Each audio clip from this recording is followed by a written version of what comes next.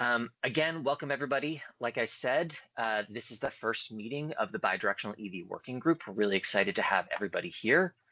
We already have more participants than I was anticipating, so that's super exciting. I am Stefan Wallenberg. I'm a director at Customized Energy Solutions, and we're going to be taking you through the agenda today. The first, an apology, my colleague Maddie Frierson, also from CES, was going to be doing a good amount of the presenting today too. Unfortunately for all of you, she's not feeling well, so you're going to be hearing a lot of me. So apologies in advance. We'll muddle through as best we can. So first, just a quick overview of the agenda. And today is really, there's going to be a lot more presentation from us as the facilitator today than there will be in future meetings. And some of the information today is going to be background that folks are going to be familiar with, but we think it was important for everyone to get on the same level, have some of the same context as we're going into this process to make sure that we're all coming from the same place. So again, most of this will be introductory, talking about why we're here, how these meetings are going to run, how our working group is going to operate, going through just some basic framing for some of the terms that we're going to be using, and then starting to get into a little bit more on some of the specific topics that our group is going to be engaging in. So instead of talking about what we're going to talk about, we're just going to launch right into it. All right, so as I said, today we're going to keep it fairly high level. One of, I think, the most important topics and things that we're going to get to today is a discussion on what some of our future agendas are going to look like. So we're going to rush through some of this other material today to make sure that we leave a little bit of time for that discussion. On logistics, we are running this as a Teams meeting. So again, that means anyone can unmute themselves anytime they want, but please do keep yourself on mute until you're ready to speak. We've left some time for discussion at the end of each section today. So what I'm going to ask is that to the extent that you can, hold your questions to sort of the end of that section where we'll have sort of a prompt for questions. But obviously, if there's anything, burning question, clarifying thing, please do jump in. I had originally put in here that we're going to encourage folks to turn on their cameras, but we do have a lot of participants. So still, welcome you to turn on your cameras, but understand, it's early some places and maybe you have to flip. So no requirements there, just an encouragement. Okay, so next. So why are we here today? And again, we'll put this in the category of background information. So I'm sure most of the folks on the call are at least familiar with the Energy Storage Solutions Program in Connecticut. If you're not, Sarah Pine from the Green Bank is going to give a little bit of an overview on that a little bit later on.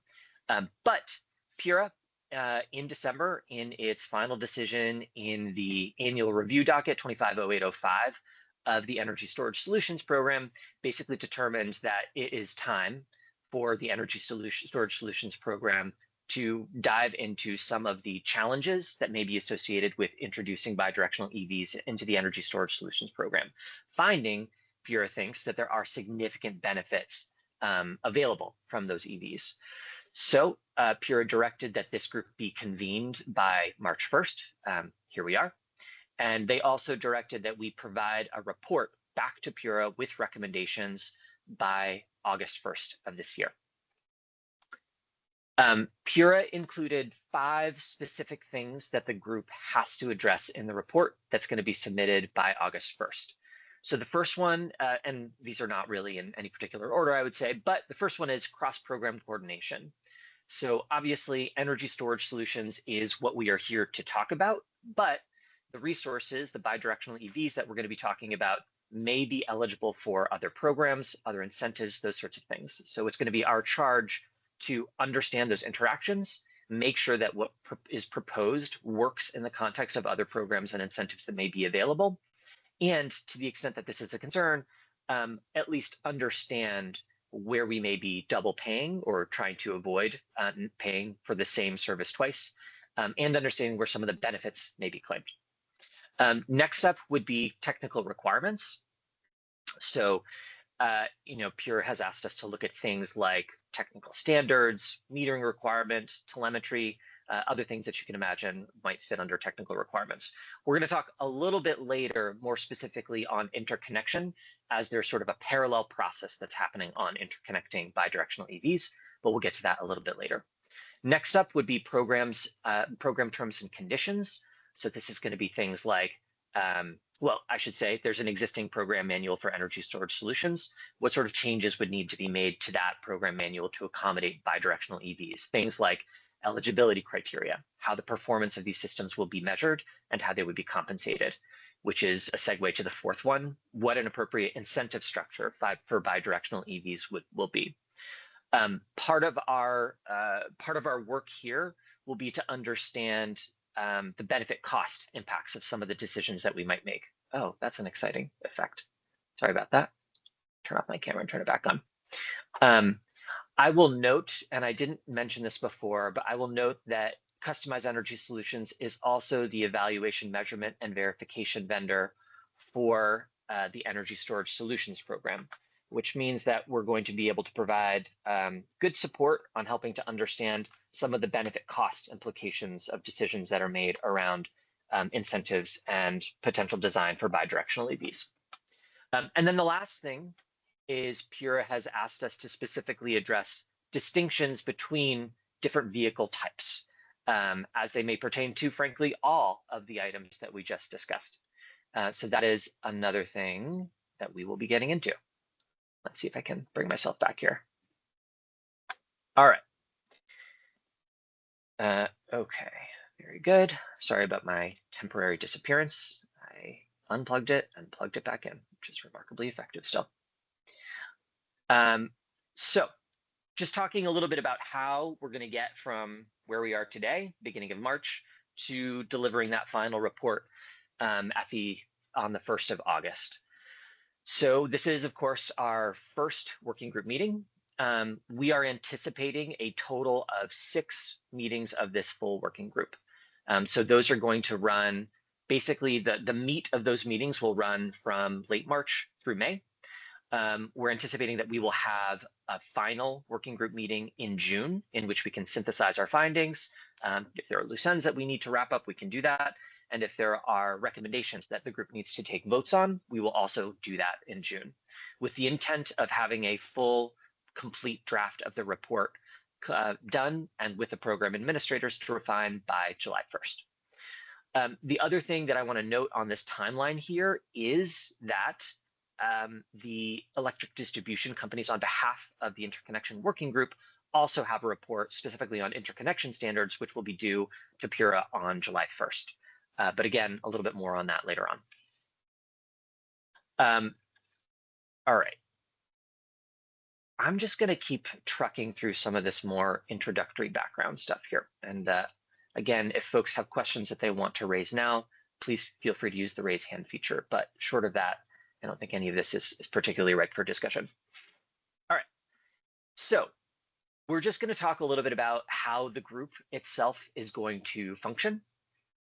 So the first thing that I want to note is that we drafted a very brief, informal, not legally binding, nothing like that, charter for the group. That is available on the webpage that's devoted to this group. We've got links for that here. It's in the invitation, I believe, as well. It's basically energy storage solution, the energy storage. Well, we'll send that out afterwards. I'm not going to try to cite a URL. But the charter is available there for anyone who hasn't seen it, which has more details on some of the information that I'm going to run through in this section. So first, just briefly on our scope, and thanks, Sarah, appreciate you dropping that there.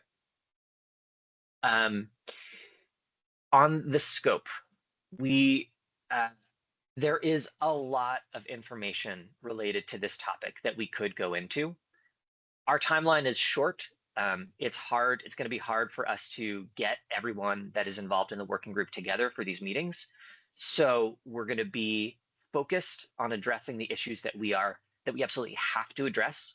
And to the extent that there are other things that we also can get to, we're going to work on those as well. But it does mean that as the facilitator, as the moderator, we may be a little bit ruthless in keeping us on point on some of these specific topics, just to make sure that we can at least meet the minimum criteria that Pura has set forth for us. Again, I'm going to address interconnection a little bit later on. One of the things that we are going to run into a lot as we go through these conversations is we are going to find that there may be instances where there are other policies, other tariffs, other things that may not be set up exactly the way that we would like for them to be set up for a seamless integration of bidirectional EVs into the energy storage solutions program. As the facilitator, our take on that is that we will not be able to solve all of those things. We cannot be all things to all people. And the best that we can do, and I think that what we're generally going to aim for here, is identifying those places where they exist, potentially making some recommendations on how we think they should be resolved, still keeping it fairly high level without getting into the details, understanding that, for instance, it's not in our scope to start redesigning the net metering tariff or anything like that.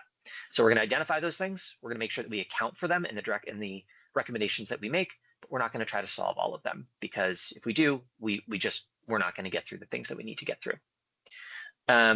These are some pretty anodyne ground rules for meetings. I think they're all self-explanatory. We're all professionals here, so I'm not going to go through this. Okay. So next, we sort of have maybe three main categories of people that are on this call or who may be involved in these groups. So first, we have the program administrators. It is the program administrators that will make the filing to Pura. So the program administrators are Eversource, UI, and the Green Bank. We then have working group members. And the main distinction between working group members and other folks that are participating in these meetings is just that the working group members will be able to vote on recommendations that get incorporated into the final report. These meetings are, as you guys can all appreciate and understand, are open. Everyone is welcome to make comments, to participate in the discussions, to reach out to us as the facilitators to share any information or insights that you might have. But that is the main distinction, is that the working group members will be voting on formal recommendations. A little bit more on that. So the approach that we're going to be taking throughout is, when we identify specific recommendations that we think need to be incorporated into the report, we, Customized Energy Solutions, as the facilitator, will work with working group members to draft fairly specific recommendations, and then we'll be putting those in front of the group to vote on. Obviously, we're going to make refinements to try to make sure that we're capturing everyone's feedback, and to the extent possible, getting unanimous support for some of those recommendations. When we do not, we will document some of the folks that did not support that position, and we will provide a little bit of an explanation for why those folks did not decide to to also support some of those positions. And all of that will be accounted for and will be documented in the final report that goes to Pura. As I said before, here's the URL where we're going to be posting meeting recordings, agendas, the charter that I mentioned before. All of the relevant documents are going to be available here. We will distribute agendas and materials in advance. We're going to get them out. We're going to strive to get them out a little bit earlier than we did this time around. This is the first meeting. We're still sort of getting into our groove, so thank you for your patience on that. And we will identify things that we are hoping, that we are expecting at least working group leaders to review in advance. As I said before, today is very meeting heavy. We don't want that to be the case in the future, but that only works if folks can review some of the materials that are developed in advance. All right, I'll just pause there briefly.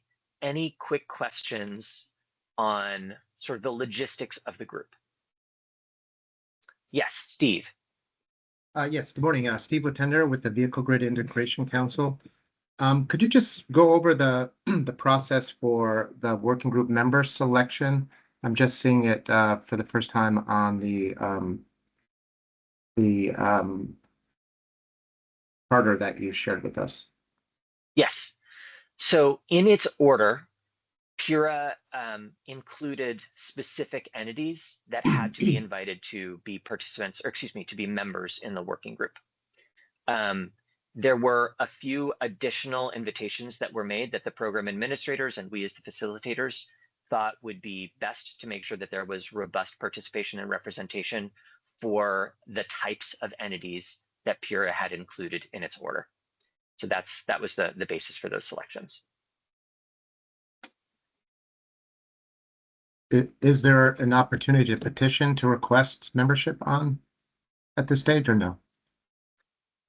Certainly welcome to reach out to me. Why don't we take that one offline? Will do. Cool. All right. Anything else? All right, let's keep it moving.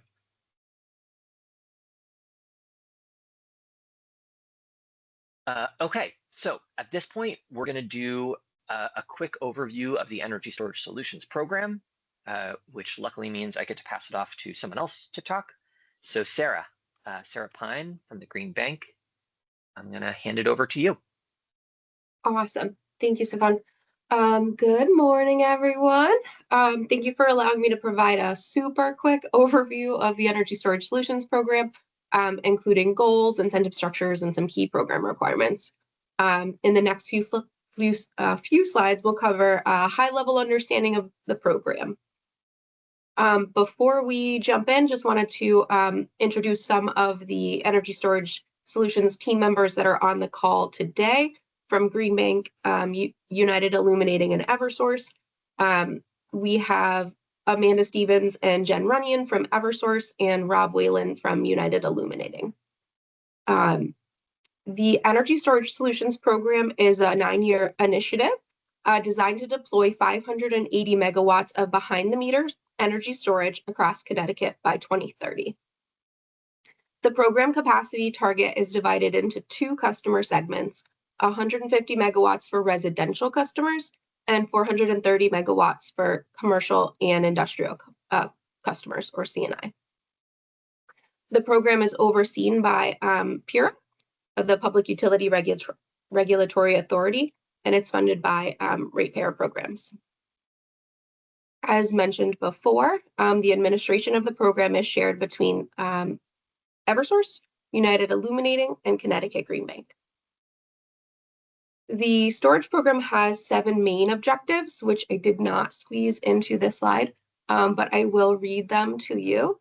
They provide positive net present value to all ratepayers, to provide multiple types of benefits to the electric grid, foster the sustained, orderly development of a state-based electric energy storage industry, prioritize delivering increased resilience to low to moderate income customers in environmental justice or economically distressed communities, customers on the grid edge and critical facilities, to lower the barriers to entry, to maximize long-term environmental benefits of storage, and to maximize benefits to ratepayers derived from the wholesale capacity market.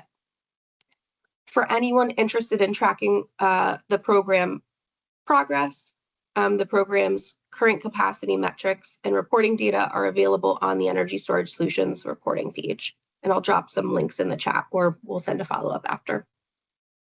High-level stats to date, we have about 155 megawatts of approved projects, where about 140 megawatts are C&I and 15 are residential. Of that, there's about 9.5 megawatts installed, and that's mainly on the residential side. Next slide, please. Awesome.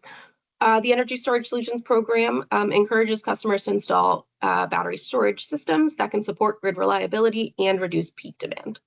Participants receive incentives in exchange for allowing their batteries to be dispatched during peak events.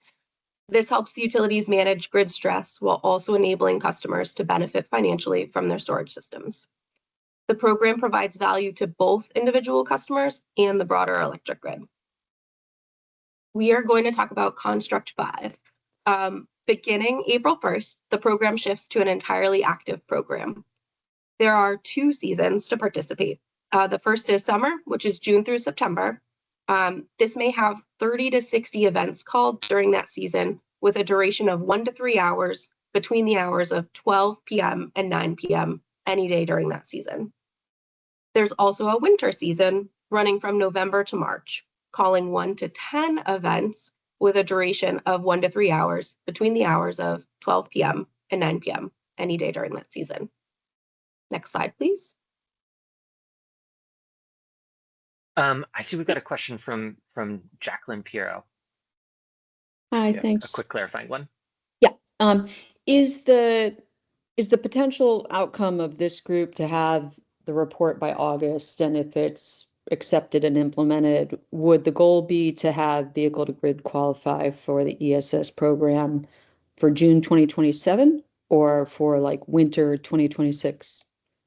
That's a great question. So my guess, and anyone else, please feel free to jump in, is it would go through Pura's docket season. And so the final decision for energy storage solutions, which I guess this would be docket 260805, would probably have a final decision in December of 2026.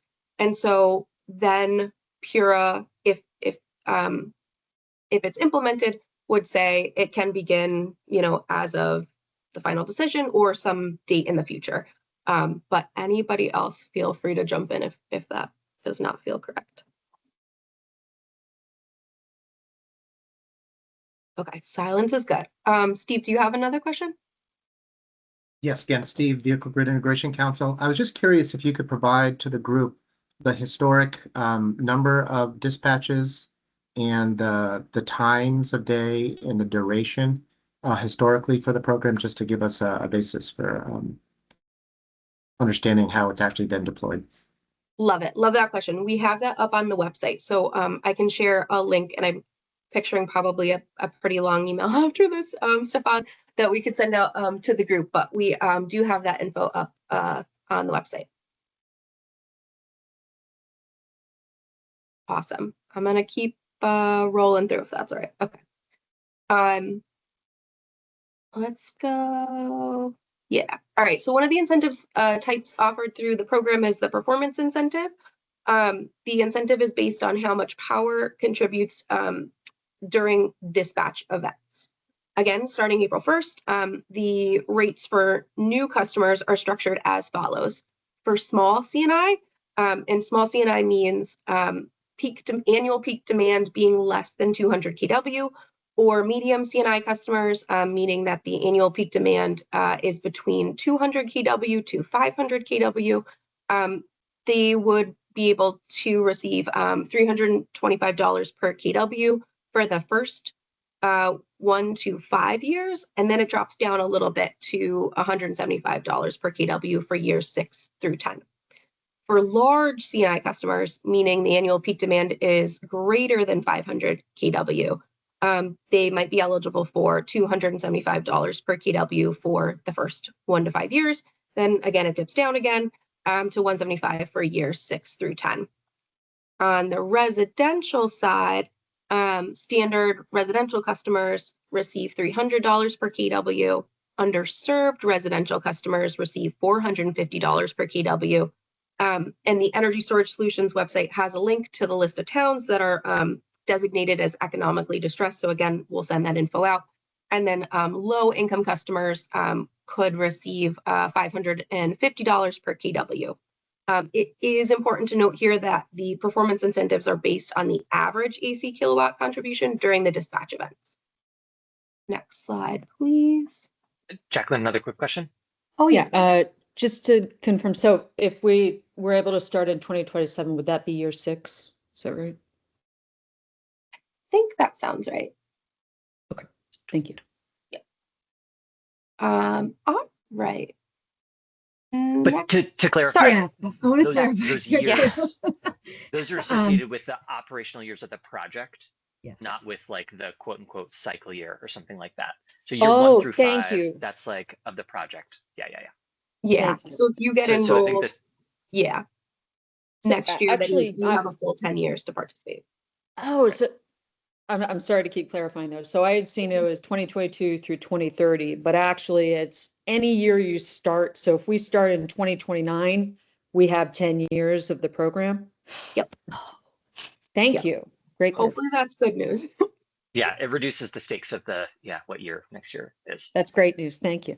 Awesome. Okay. On enrollment incentives. Okay, so that was the performance incentive. In addition to the performance incentives, the program also provides an upfront enrollment incentive to some eligible customers. The enrollment incentives are calculated based on the battery's rated energy capacity in kilowatt hours. And the current enrollment incentive levels are for residential systems, $30 per kW for standard residential, and $130 per kW for grid edge residential. Again, on the Energy Storage Solutions website, there is a map of circuits that we can link and share for Eversource and UI, which would show the grid edge criteria, and we will send that in a follow-up.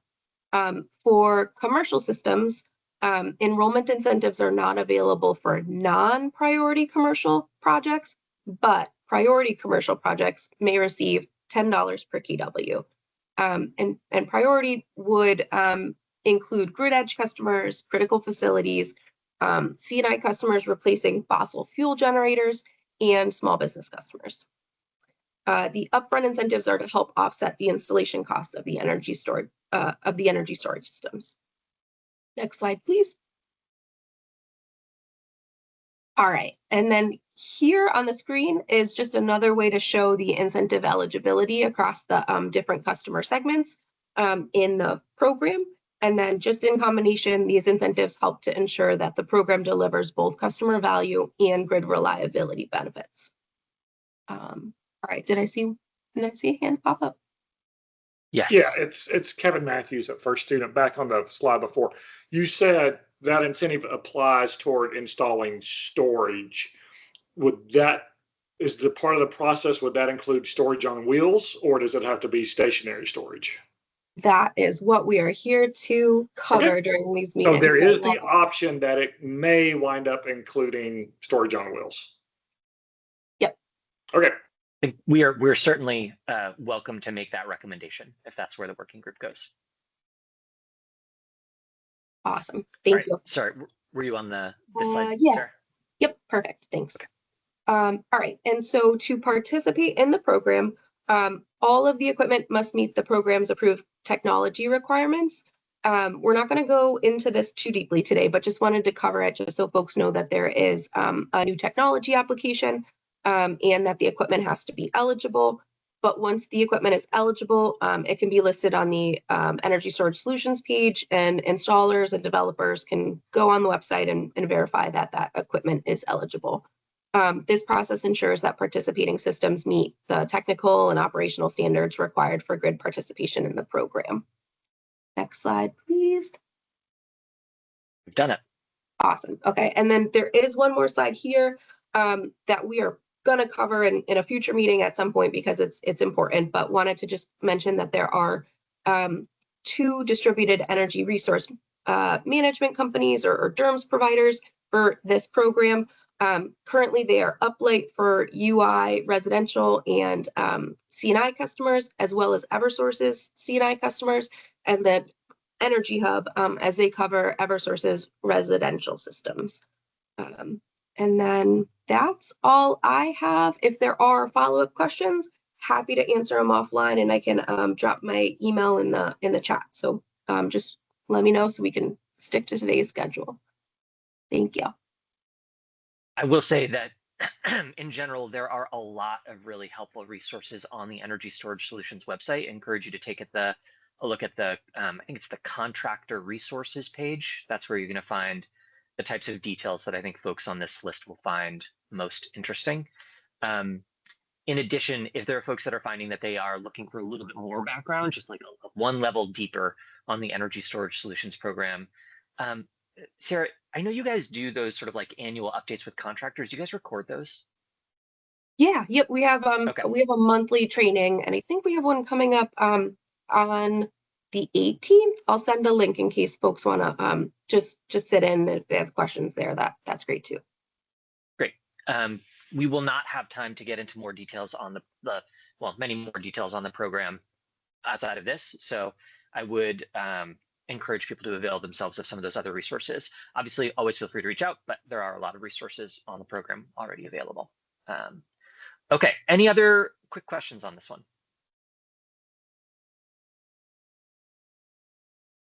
Okay. All right, so next up, and this is going to be pretty rudimentary.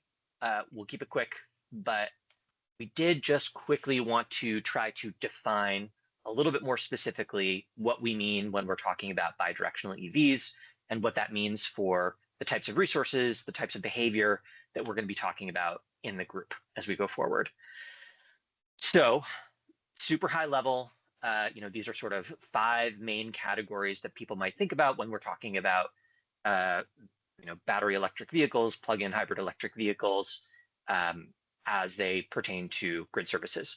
So vehicle to grid, right? And here the distinction that we're making is that the resource is capable of exporting back out to the grid. Generally, it's going to want to be compensated for those services, otherwise it wouldn't be doing it.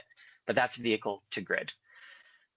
Vehicle to building and vehicle to home, I'm going to sort of lump together, right? So these would be instances in which the vehicle is capable of supporting load. So the vehicle is discharging energy, but it is not exporting energy back to the grid. It is supporting on-site load, whether that be a home, a business, those sorts of things. And then V to X is sort of like the catch-all term that will include a bunch of these things. The sort of small, sad little box at the bottom there, vehicle to load, we have kept intentionally small, right? So there we're talking about, I sort of think of this as sort of like the off-grid application of EVs, right? Vehicle to load would be able to, plug something basically directly into your vehicle, but you're not necessarily in this instance connecting to a home power, or certainly not exporting to the grid. Steve, yes. Yeah, no, this is great. I just wanted to clarify that there is a technology stack which would be bidirectional charging that would be designed exclusively for use during outage conditions. And in that case, that type of system would be treated like a whole home natural gas or propane generator and not be required to go through interconnection. So I just want to clarify that there is a technology stack for bidirectional charging that is exclusively designed and engineered for use during islanded mode and outage conditions. And how would you refer to that, Steve? Because the point of this is to sort of come up with shared terminology. What would you call that? We typically call it V to H islanded mode, islanded only mode. Okay, great. Thank you. Jacqueline, do you prefer Jackie? I feel like Jackie's it's enough good, questions. thank We're you. on a first name basis here. Okay, great. Jackie. Jackie's good, thank you. Yeah, I think probably this is going to unfortunately bear more discussion. I don't want to take too much time about it here, but that same box Steve was talking about, it's actually conflating two very different technological solutions, but also regulatory situations that you come into, and then even just operational differences that mean they really shouldn't be in the same box. The only way that they end up in the same box is sort of, it's a conceptual perspective of you're not exporting, but for the type of development we're doing here, we need to make the distinction. So I think it's a longer conversation, but I just want to tee it up as something we need to talk about more. Thank you. Great. And I think that's maybe a good segue. Oh, sorry, Anna. Thanks. I would add also for the V2B box, for Armada, we deployed many V2B systems throughout the country that were actually export capable. And we interconnected them through a parallel non-export interconnection agreement, but the systems are export capable. So I guess that's just another nuance here.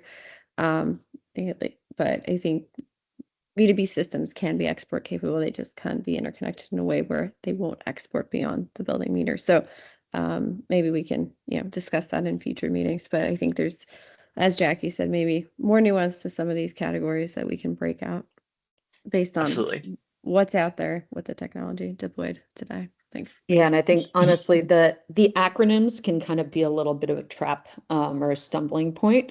And maybe in this group, I'd almost suggest that we try and just decide what are the actual words that we'll use, because people may say V2H and in their head they mean backup, where the person they're talking to in their head they mean V2G non-export, and it's a completely different thing. And I think that's helpful. I think one of the reasons that we wanted to talk a little bit about this and open up this exact kind of discussion is that we want to, from the get-go, sort of talk about what sort of is in scope and what is likely primarily out of scope, right? So certainly vehicle to load, we don't care about that. Not interconnected to the home, not interconnected to the grid, not relevant for our discussions here. This table that you're looking at now is sort of another way of sort of categorizing some of the different options. And again, what we're trying to do here is trying to draw, in this case, a literal box around the things that we will be considering. So the main distinction that we're trying to make here is between resources that are discharging energy from the vehicle. So that would include both export capable and non-export capable, and understand that there are nuances there, sort of like capable versus will actually do it, those sorts of things, understand that there's that nuance, but distinguishing those from what we would think of as sort of managed charging, V1G, again, however you want to refer to it. And the distinction here that we're making, right, which we consider a pretty bright line, is that managed charging would be shifting the pattern of when the vehicle is charged, but not engaging and pushing any energy out of the vehicle into the home, into the building, or into the grid. So from our perspective, again, to sort of focus things, at least initially here, we will be considering resources that are both export capable and potentially non-export capable, serving on-site load, even if they're never pushing energy back to the grid. But Connecticut already has managed charging programs. And so that is not something that we're going to be focusing on in this group. And this will be something that we talk about more. We have one of Pura's directives is to talk about, again, how the energy storage solutions program and some of the recommendations that we're making here align or may conflict or interact with existing programs. And the utilities managed charging programs would certainly be one of those things that we're going to have to talk about. So we will have a meeting in which, again, we revisit this and we dive into a little bit more detail. But I wanted to sort of set some of those expectations a little bit early. All right, I see a bunch of questions coming in, which is great. We may not get to all of you because I do want to keep us more or less on schedule. Steve, I'm gonna use my moderator's prerogative here and go to someone who we haven't heard from yet, just to give them we'll maybe get to you, but Leah, let's go to Leah. Thanks, Leah, Highland Electric Fleets. I was curious, in that scenario where you were compensating non-export, would export and non-export be compensated at the same level? That is a great question for a future discussion. I think the question that we're gonna want to answer there is, when we think about quantifying the benefits, is there a meaningful distinction in the benefits that they would provide, and does that provide a justification for differentiating the compensation level or the incentive level? Right. Okay. So I have my own opinions on that, but that's not why the program administrators hired me to share all of those right away. Okay. And I'm going to butcher your name. Apologize. Nachum, please save me here. Yes, thank you, Stephen. Nahum Sadan, British Networks. Good morning, everyone. Not to add more layers of complexity here, but just a quick mention then, within the V2G category, there are two subcategories. There's V2G DC and V2G AC. V2G DC is when the charger or the EVSE includes the inverter component, and the bus is just the battery, or the electric vehicles is just the battery. So the combination of both the charger and the electric vehicle create the export power. In the case of V2G AC, the inverter is actually on the vehicle itself. Just wanted to mention that there are two categories, and the interconnection process is different for both categories. Thank you. Understood. And again, this is intended just as a very brief introduction to this topic. I don't want folks to fear that this is the only opportunity to opine on some of these important nuances, which we are going to dig into. Okay, Mark, I'm going to go to you for a quick question, and then apologies, Steve, but I'm going to keep us moving. But we can revisit your question later on if we have time. A question on the scope of this working group, and perhaps on an energy storage solutions program. We're just talking about load shifting, right? Kilowatt hours, not ancillary services like voltage or frequency regulation? Yeah, it's a good question. The Energy Storage Solutions Program has not delved into wholesale market participation at all. I'm happy to have a long conversation with you about why that is, and it's certainly something that we could discuss in a future meeting. But the short answer is the Energy Storage Solutions Program, at least today, consists of the sort of the event-based approach primarily. That Sarah described earlier on. So there's no frequency regulation, there's no reserves, nothing like that. Great, thanks. Yep. And I will say, in fact, that the program as it is today, and this has shifted a little bit over time, actually prohibits wholesale market participation, at least in the capacity market, explicitly. And again, that's a good topic for future discussion, and I'm happy to talk with you about that directly. Okay. So next, we're going to talk a little bit about Connecticut's Innovative Energy Solutions Program. So I'm going to kick it over to Sarah Harari from the Green Bank for a moment to tee this topic up. Thanks, Stefan. As we jump into talking about the different ways that vehicles can provide services back to the grid, to buildings, to load, whether AC or DC, I did want to take the time to mention that Connecticut has dipped our toe into this water already. I know that we have many of the participants in that program that are relevant to the V2X space here with us on the call today, and thank you for joining. But this is a statewide program. We're currently in our 4th year of it, where essentially there is an advisory council consisting of the utilities, pure non-decisional staff, the Green Bank, DEEP, our Office of Consumer Counsel, our Department of Energy and Environmental Protection, as well as our Department of Economic and Community Development and other stakeholders that review annually different innovative ideas that think about how we can use modern technology to deliver ratepayer value. We have funded a number of pilots that are specific to EV and EV integration, and there's 3 in particular that are experimenting in this V2X space. So my hope through this working group is that we can capture the learnings that are either completed or in progress from these 3 pilots up on the screen and really build from them as we provide information to Pura going forward here. If anybody has questions about the IES program, I'm happy to answer them offline. So promise that would be quick, Stefan. Thank you, Sarah. Back to you. We are suspiciously on time. It makes me nervous, but we're gonna keep doing it. So, and on this one, I'm going to give myself I'm going to give myself an out and say, my colleague Maddie was originally going to present these, so apologies if I'm not doing all of these justice, especially if folks from some of these partners are on the phone. Again, I'm anticipating that some of the folks that are providing or engaging in some of these pilots will be presenting or more involved in future discussions. So that disclaimer up front.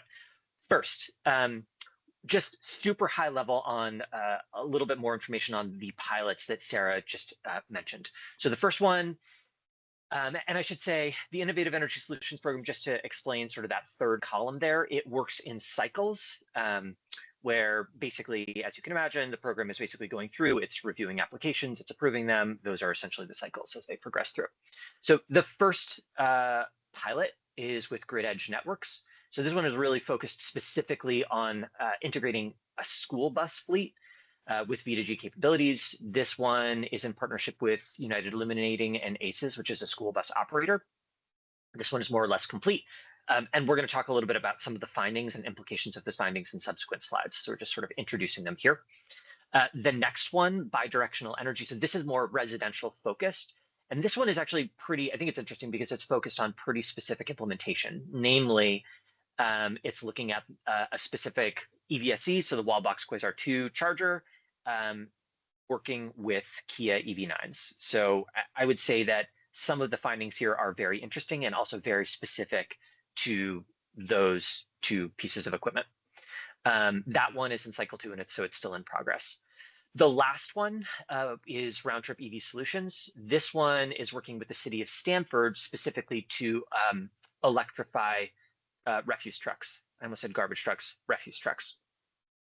This one is also cycle 2 and is in progress.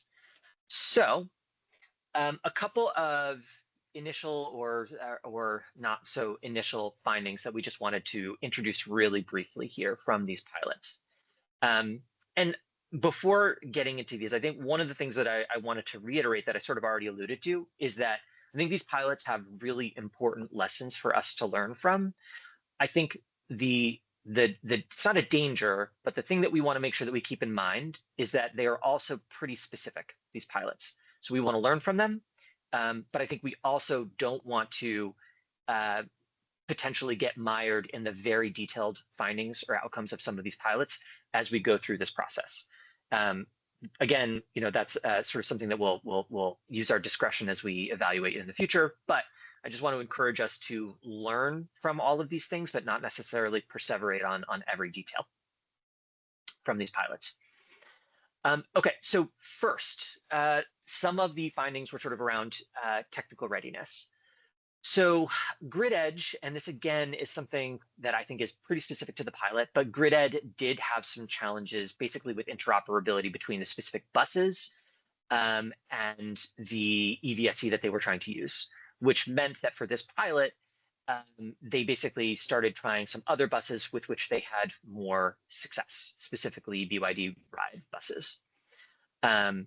And I should have said before that there are public reports, quarterly and final reports for all of these pilots. So if folks have additional questions that they want to learn or that they would like to address, we can point you towards where some of these resources come from, but you can see that they are also linked to in this slide.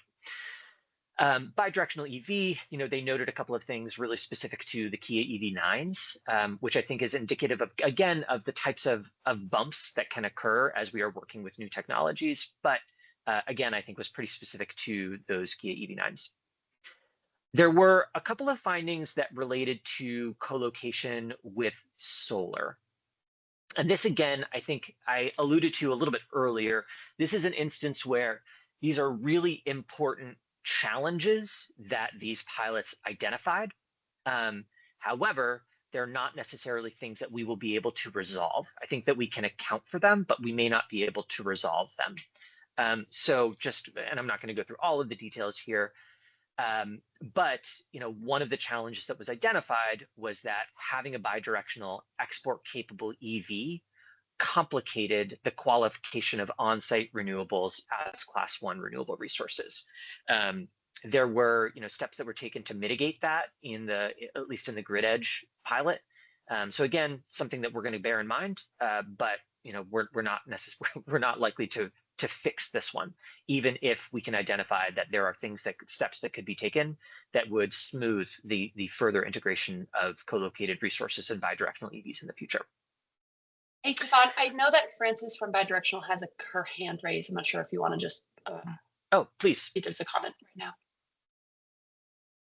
Thanks. Yeah, no, I just wanted to, a little bit in anticipation of reading that next bullet point that you're about to speak to. So I just wanted to clarify one thing on that point is that not necessarily that bidirectional energy is recommending NJOM. It's that if there is existing solar on a site and people want to maintain their tariff for how they get paid for export on solar versus how they get paid for export on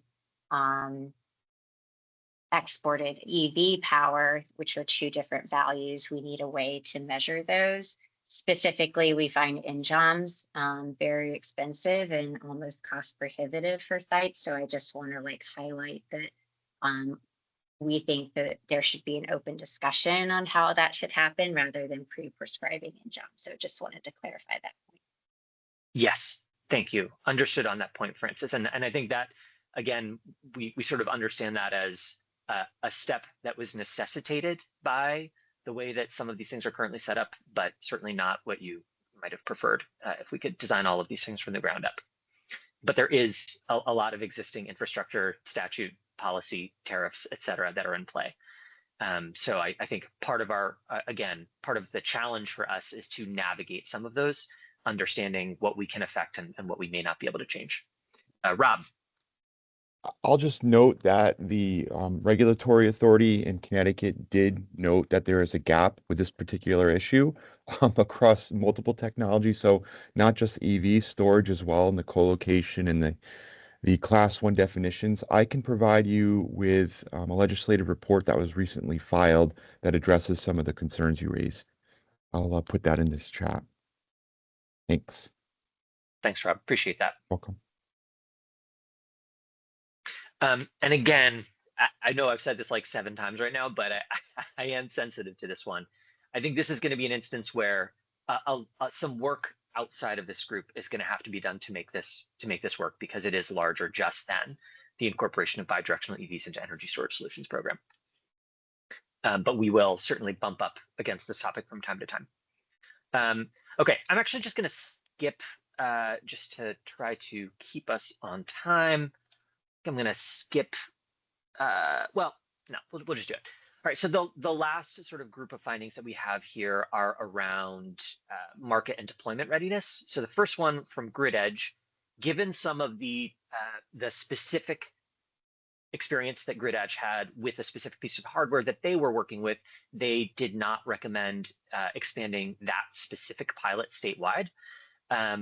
They made recommendations for other existing pilots that could be conducted. You know, one specific example that they gave was around the Branford School District, given its pretty aggressive plans for electrification of its fleet.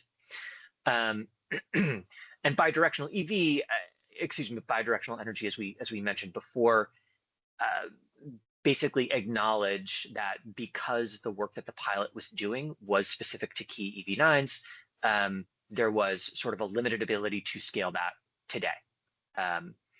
You know, I think there are, I don't know how recent this number is, but at least one of the updates noted that there were only about 200 Kia EV9s registered in the state of Connecticut, which gives you a good size of market potential for a single light-duty vehicle, light-duty make. Okay, so here, you know, I think that what we're starting to do is we're trying to take some of the findings that we are seeing in some of the IAS reports, and then think about what that means for the conversations that we're going to have within this working group.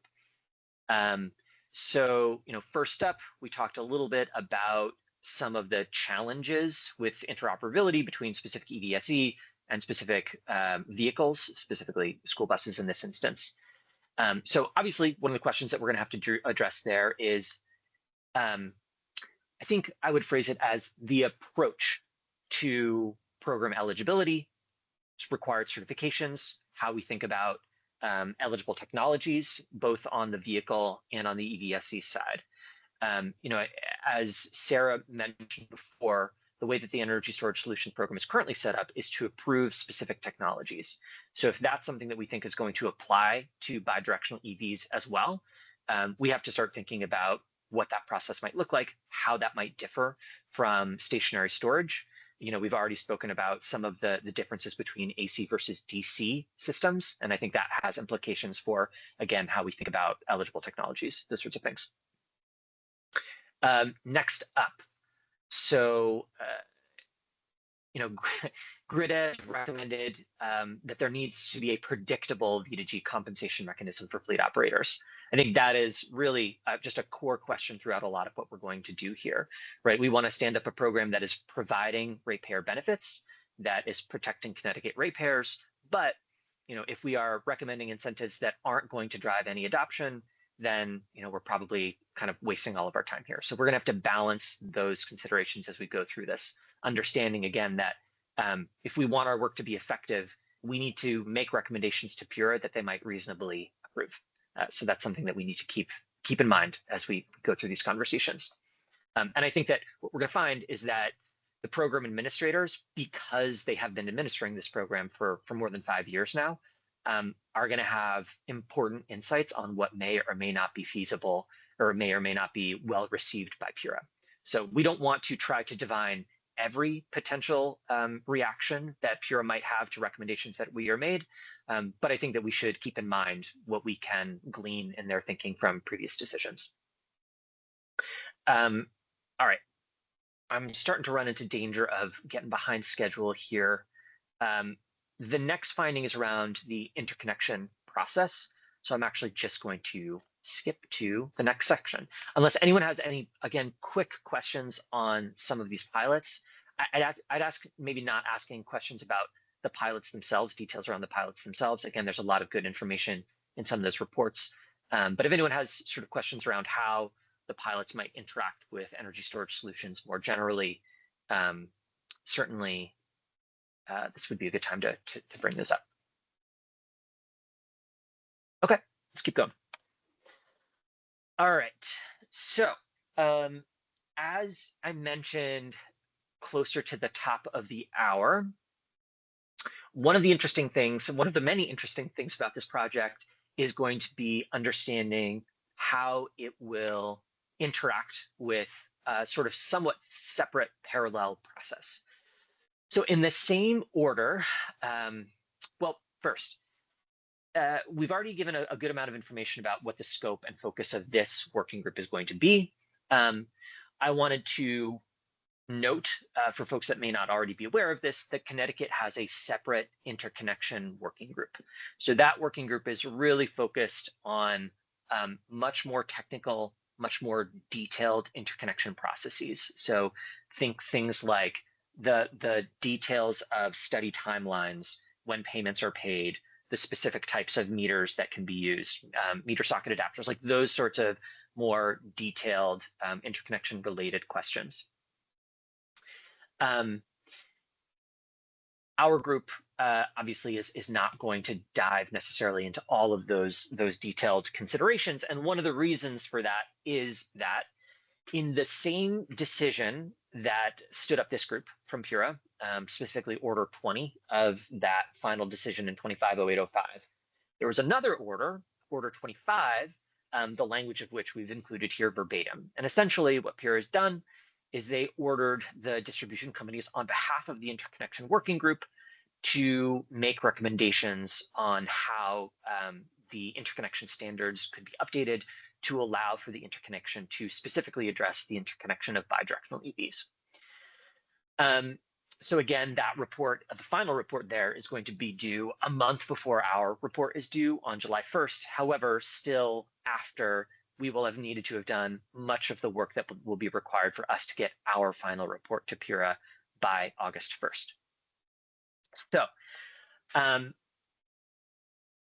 we wanted to talk briefly about what this means for the work that we're going to be doing, what it means for our scope, and briefly how we envision these two processes might unfold in parallel.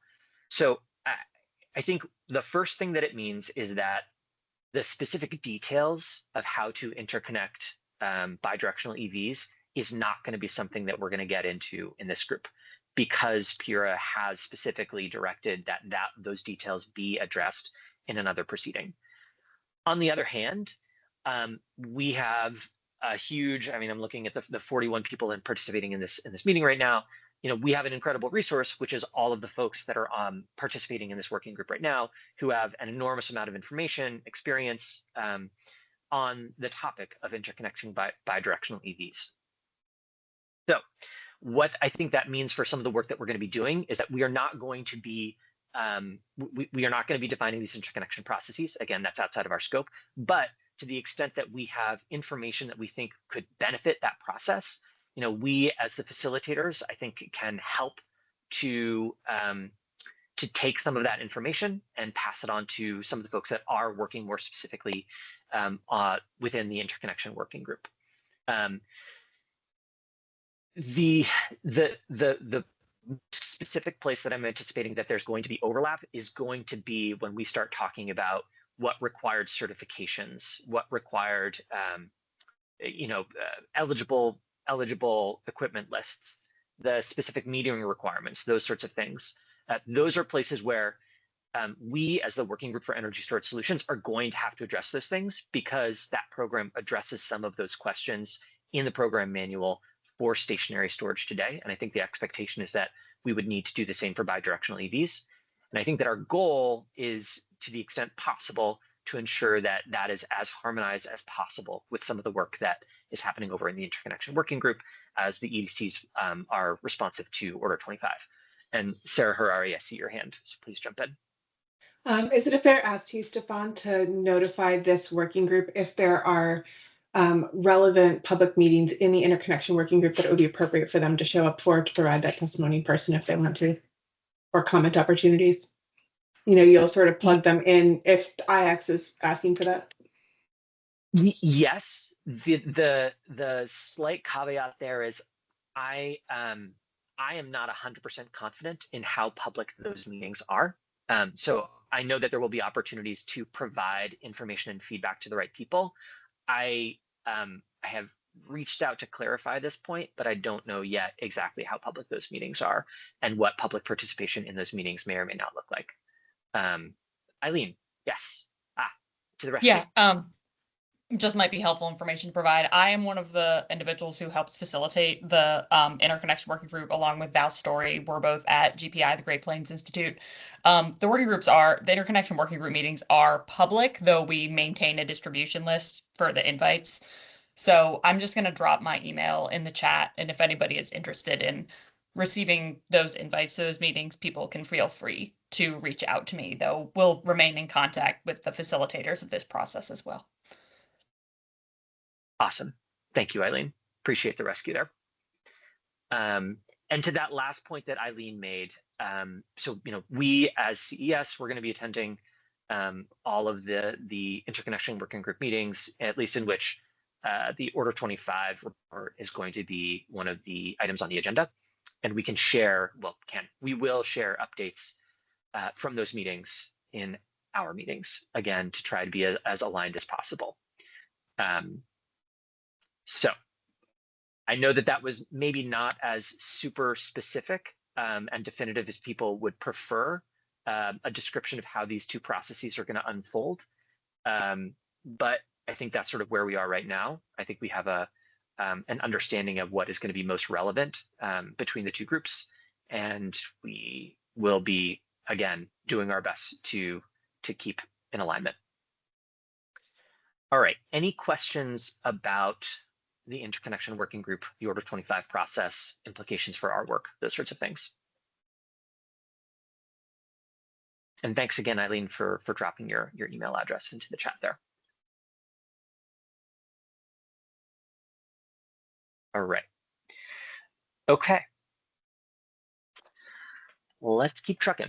All right, so I think this actually is, for me, the potentially most important slide of the presentation. So again, we have a lot to get through and not that much time to do it. As I mentioned before, we are proposing that we would hold a total of 6 meetings of the full group, this being the first of those 6 meetings. We have, and if we were working from a completely blank piece of paper, these may not be exactly the meeting topics that we would have proposed, but given that Pura has directed that we address 5 specific things, we have designed the meetings more or less around some of those topics. These specific topics and the specific questions that we're going to address in each one of these meetings is not finalized yet. However, this is what we are proposing that we're going to cover in some of the subsequent meetings. So I'm going to walk through this relatively quickly. I'm not going to hit each one of these bullets here. And then what I'm going to be asking for is folks to identify things that they really think we need to be discussing that they don't see a place for in this list of meetings here. The one thing that I'll note again before sort of diving into this is that, again, given the amount of material that we need to get through, the challenge in convening all of the people that we would like to have on all of these calls, we are anticipating that we will be doing some work offline in parallel through subgroups, basically less formal meetings of people that are more focused on specific topics. We're going to try to keep that within reason. We don't want to have 20 parallel processes because we won't be able to keep that in sync. People are going to feel like they don't understand exactly what's going on. But we do anticipate that will be something that we may do, especially around some of the more technical topics. I can imagine, again, this may be things like, equipment certification, those sorts of things. So with that said, these are the topics that we have in mind. And again, these are more or less aligned with the topics that have been identified by Pura. So first, I think one of the things that is both very interesting and both very challenging about this space and what it means for the work that we have to do is just how distinct different vehicle classes might be in terms of the services they provide, how you might stand up a program to serve them, all sorts of things like that. So in the first meeting, we're going to go through and we're going to try to suss out what some of the most important distinctions between some of those vehicle classes are here. And obviously this is a very, very crude distinction, but generally I think that what we're going to try to do is look at this by light duty vehicles versus medium and heavy duty vehicles. Again, we understand that there are a million additional flavors there, light duty fleet vehicles versus personal vehicles, et cetera, et cetera. But generally, that is one of the ways that we're going to try to classify these things to focus our conversation just a little bit, in part because Pura told us that we have to do that. So in that meeting, we're going to talk again about some of the technical distinctions, whether we think that there are differing levels of technological or market maturity and what that implies for integrating those different types of vehicles into the energy storage solutions programs, vehicles, chargers, interoperability, those sorts of things. We're going to spend a little bit of time, I think, also looking at like use and charging characteristics and what that implies for the ability of some of these different vehicles to participate in the energy storage solutions program as it exists today. And the reason why I think that's appropriate is because obviously, as you can imagine, the event times that Sarah talked about briefly in her overview of energy storage solutions are aligned with times of system need and basically what the program has to do in order to deliver significant benefits. So I think we will briefly touch on that topic as well.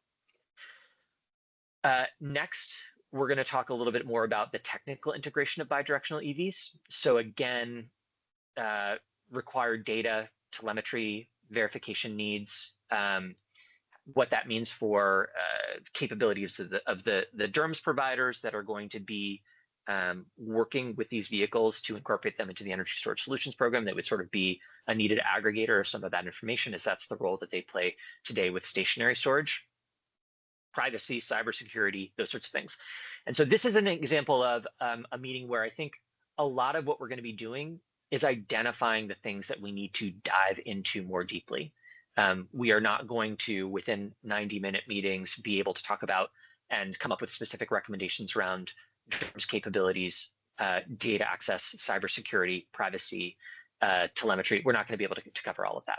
So I think the goal of the meeting will be, again, to identify what some of the specific needs are and how we're going to address them. For example, through potentially some offline parallel work by subgroups. Next up, we're going to talk about cross-program participation. So here we're going to lay out the landscape in Connecticut and more broadly. So that will include talking about existing incentives that are related to this. So that could include incentives for EVSE, fleet electrification. We'll talk obviously about the managed charging programs. I think that is where, especially when we think about, again, well, obviously there's going to be some overlap, potential overlap that we're going to need to talk about there. And driving some of these considerations are going to be making sure that there are as few conflicts as possible, that these programs are as complementary as they possibly can be, understanding how we can set up the incentives, again, to work together, to work in concert, trying to avoid double counting of benefits. Some of these programs and incentives have very explicit benefit cost requirements, others maybe not. So we'll talk about that a little bit. And then after that, we're going to talk a little bit more about what the incentive structure might look like for bidirectional EVs and energy storage solutions. And so there, again, Sarah Pine gave a little bit of an overview on what that looks like today. So in that conversation, I think that, I'll break the moderator silence here for a second, but my perspective is that I think we need to acknowledge that the design of the program as it exists today reflects orders from Pura that have accumulated over time, and they are a reflection of what Pura would like to see in the program. So obviously, we're going to consider things that may be specific to EVSE that would be necessary to make this successful. At the same time, I think that we need to acknowledge the existence of the program today and acknowledge that its design reflects a series of decisions and refinements over time that we probably don't want to disregard. All right, and then the last one is going to be, again, there's going to be items that we will not have fully addressed in preceding meetings. We'll try to clean some of those things up. We are imagining a number of specific recommendations that we're going to be seeking votes on in that meeting as well. I also anticipate that we may be asking for working group members to make votes on recommendations in some of these earlier meetings, as they may help focus the work that we do in subsequent meetings. So I don't have anything specific to share on that right now, but I want to share that while the majority of sort of the more formal votes on recommendations are going to occur in that last meeting, there may be others in some of these meetings as well. Okay, so with that, I would love to hear feedback on topics that have missed, the sequence of the meetings, those sorts of things. Understanding that, again, some sort of the prime directive here is to make sure that we at least address the things that Pura has told us that we have to address. All right, seeing some hands, love it. We're just gonna go, well, you know what, I'm gonna reverse it. Steve, I'm gonna let you go first since I cut you off before. No worries. I did post a comment in the chat. Hopefully that will get captured in your notes around the importance of distinguishing between systems that operate in parallel with the grid, those that only operate in islanded mode, and then those that can switch between those two different modes. The comment that I wanted to make at this point was, I really just want to commend Pura and the innovative energy solutions pilots that have gone. And I know there are some really important learnings from those. I also just want to note that in terms of market deployment and readiness, that we should also be somewhat forward-looking in terms of what's happening in terms of products coming to market. Every year there's new products, new offerings in this space coming, and I think we should be aware of the evolution of the commercial bidirectional chargers and EVs. One quick example would be Kia is expanding its capabilities beyond the EV9, so more of the Kia models will have bidirectional capabilities. Just 2 weeks ago, Tesla announced that their Cybertruck with their home energy station. Yes, this is great information, and okay. I agree with this position totally. Any feedback on how we make sure that we account for those things in these meetings? Are there like a sequencing thing or anything on that? I agree with everything that you're saying. I would just add to integration of IES pilot early lessons. I would expand that to include kind of forward-looking market perspectives on available tech. Awesome. Love that. Thank you. Okay, I've got Nachum up next. Yes, thank you. So I'd like to make 3 comments on the slide that we have here on the screen. Comment number 1 on the first or the second meeting.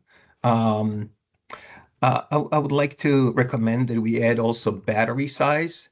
So yes, vehicle class is important, residential versus fleet and so on, but battery size is also an important factor here since this is the power source. So different groups based on battery size. Comment number 2 is regarding the bidirectional EV incentives. I think, one approach is to look at the V2G as battery on wheels, but V2G sort of lives in 2 worlds.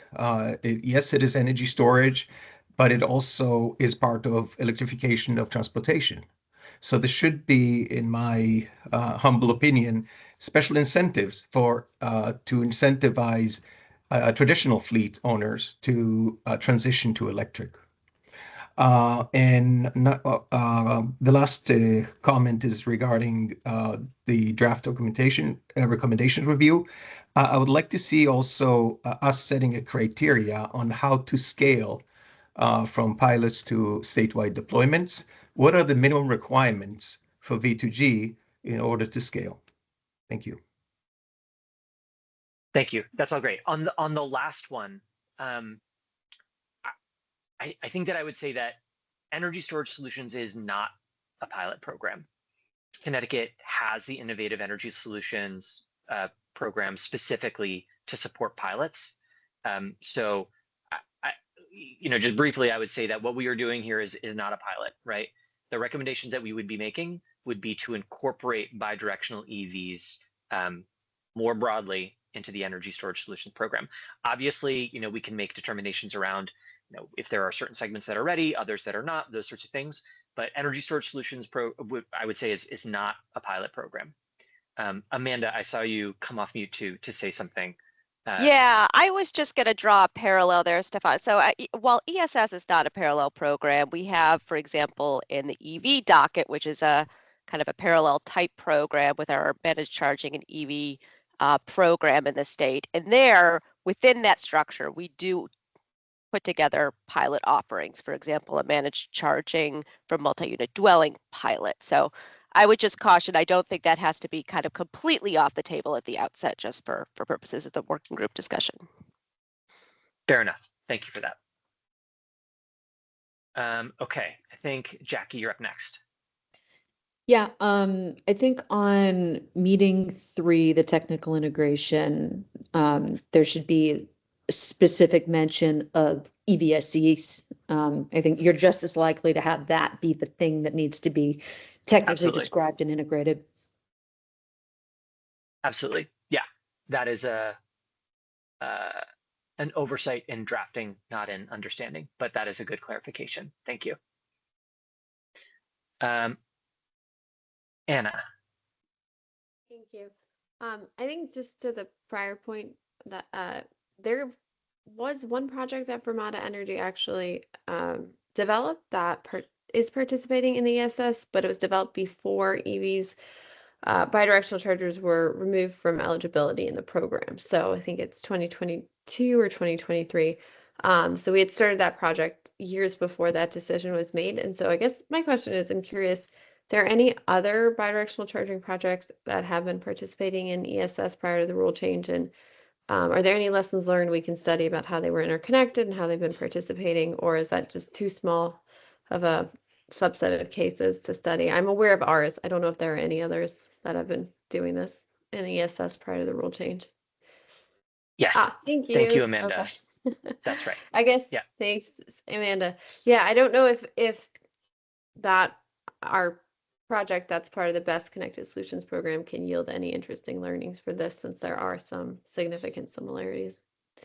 And for those that didn't see that chat pop up, Amanda was clarifying that the project that Fermata had been involved in is in the almost fell into the trap, is into the Legacy Connected Solutions program, which is won't get into the entire history, but it is a similar program that, for all intents and purposes in Connecticut, for stationary storage, has essentially been replaced by Energy Storage Solutions. However, it is a program that continues to operate in other states, including Massachusetts, where, as I understand it, it does include currently bidirectional EVs as well, of course, as it doesn't. Is that wrong, Amanda?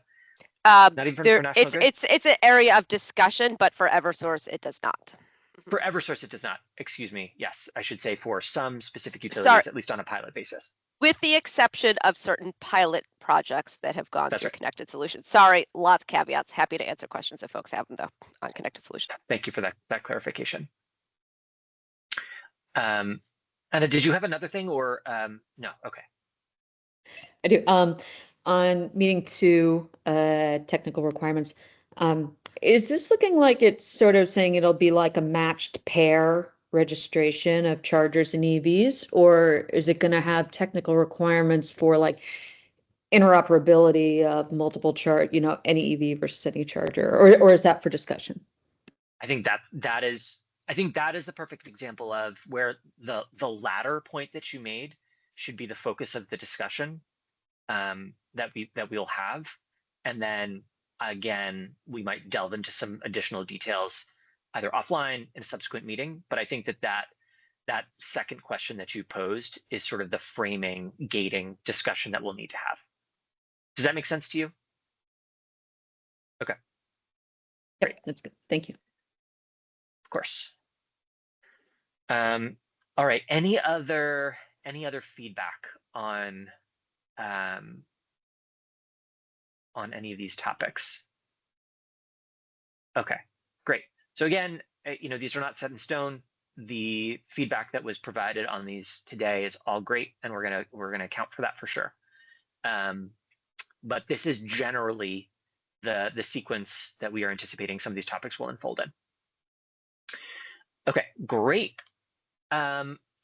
So we, we're not going to ask for everyone's individual availability for these meetings. These are meetings that the program administrators have all said that they are able to attend. So these are the dates for our subsequent meetings. The one thing that I will say is that because we have asked for working group participants to be able to attend at least the vast majority of these meetings, if you are a working group member and you're unable to meet, you're not able to attend at some of these times, please just reach out and let me know. We may not be able to change the meeting, but please do share that information. If there's sort of a critical mass or something like that, we can talk about trying to shift some of these meetings. But for now, these are the dates that we are planning on having these meetings, and we will be sharing placeholders for these meetings. Of course, again, don't worry about writing all these down. These slides will be circulated after the presentation. Okay, so that takes us to the last slide for our meeting today. Again, meeting notes will be shared afterwards. They're going to be fairly high level. We're not going to recap every point that was made today. So to the extent that a topic that you raised is not reflected in those notes, please don't worry about that. It doesn't mean that we haven't heard you, and it doesn't mean that we're not paying attention and taking that into account. The recordings will also be made public. If you have not already, there's a little typo there, sorry about that. If you have been invited to be a working group member and you've not already confirmed your intent to be a member, we're asking that you make that determination by March 11th so that we know exactly who's going to be one of those members and who is not. So we'll also provide that reminder to individuals. If you do have any additional questions, comments, those sorts of things on the topics that we covered today, we're asking that you get some of that back to us by the 12th. Again, when you do that though, as an example, we brought up some really good points around some of the nuanced definitions that we had on V to G, V to X, AC versus DC coupled, all those sorts of things. We've heard you on that, and I hope that you have heard the point that we're making, that we will have opportunities to discuss those specifics in future meetings. So no need to raise those questions and comments right now. Questions and comments would really be more about things like, are we addressing do we have the right, are we addressing the right questions in the future meetings? Have we missed a really specific point around how we are, considering some of the IAS pilots? Do you have questions on where you can get more resources on some of the things that we mentioned today? I think those are the type of feedback that we're looking for. So with that, any concluding questions, final thoughts? Anyone have a pithy piece of information or point they want to share before we call things today? Okay. I am unaccustomed to ending meetings early. Thanks so much for making the time to join today. Again, I know that this was a meeting heavy in me talking, which is no one's preference. Future meetings are going to be much more interactive, much more interesting, a lot more technical detail to dive into. So thanks so much to everyone for making time to join today. Please do reach out to us with any questions, comments, concerns, etc. And we'll follow up with materials after this meeting. All right. Thanks, everyone. I'm going to end the meeting. Thank you. Thank you. Great moderating. Take Thank care. you. Thanks.